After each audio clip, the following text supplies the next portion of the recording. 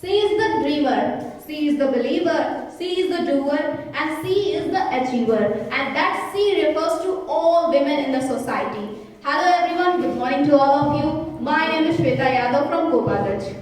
Today I am here in front of you to telling about the women empowerment in the society. As we know, just take a look in the history.